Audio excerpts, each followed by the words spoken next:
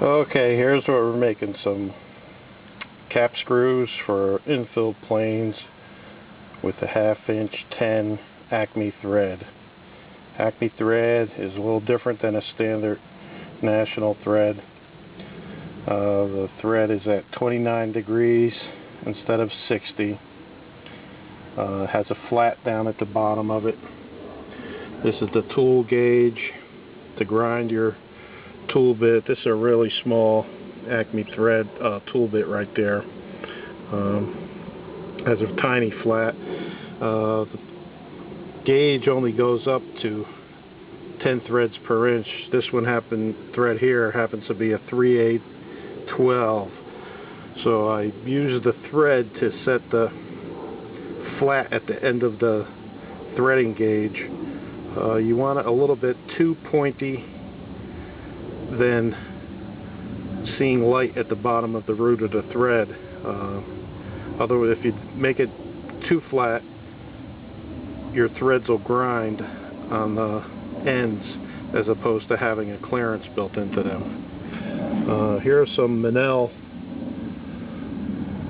screws that are also known as German nickel. They're for Brian Buckner. This is a style here for Ron Breeze out of bronze. Brian's will get a Saracen cap end on them.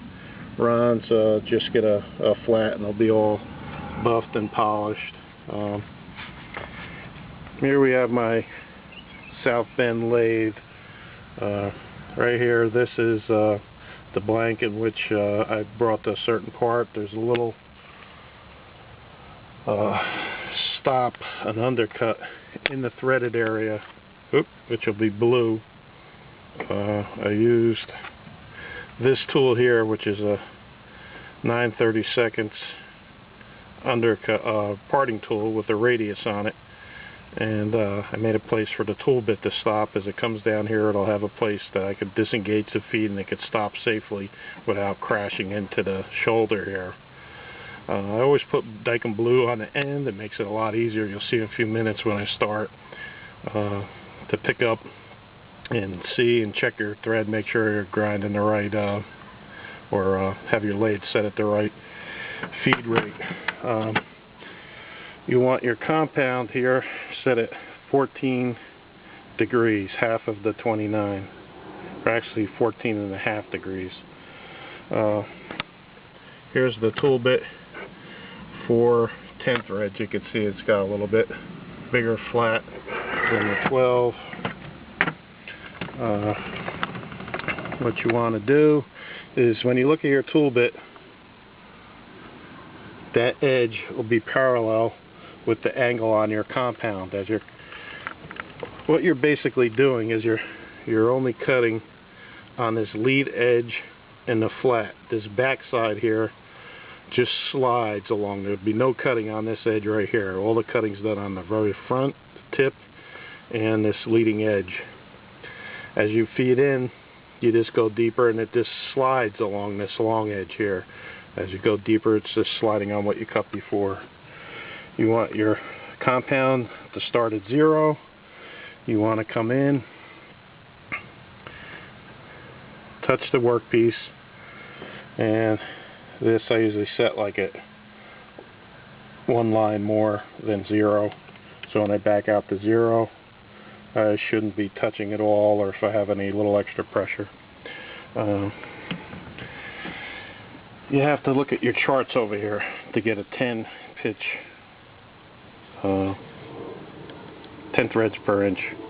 If you're feeding, you want to be feeding at about 5 thousandths per revolution, which is the other numbers right under the threads per inch. For cutting 10, I want to be an A3, I think it is, or A whatever. Anyway, that's it for 10. I've done several already, so I know that's the spot. Over here, you have your threading gauge, thread counter, and your half nut. Half nuts are 2 nuts that'll clamp up onto this feed screw here, or lead screw. On bigger lathes, there'll be tooth shafts. One will have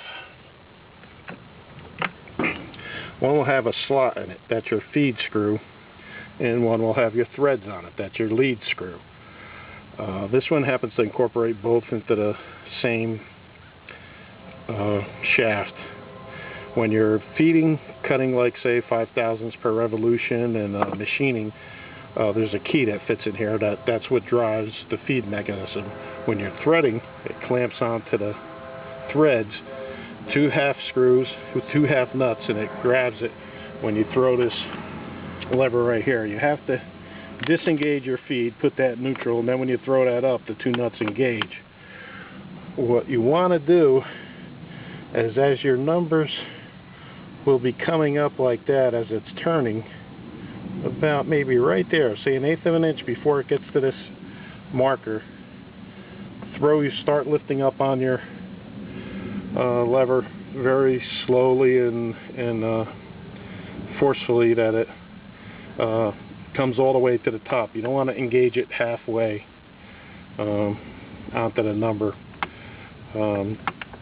Just slam it up. I can't do it right now because the lathe's not running, but always, just as it just starts to come right before it, just start lifting it. It'll drop right in like a, like it was meant to go in there. If you try and pull it up a little bit before, a little after, you could actually make the carriage jump back and forth for it to get in there.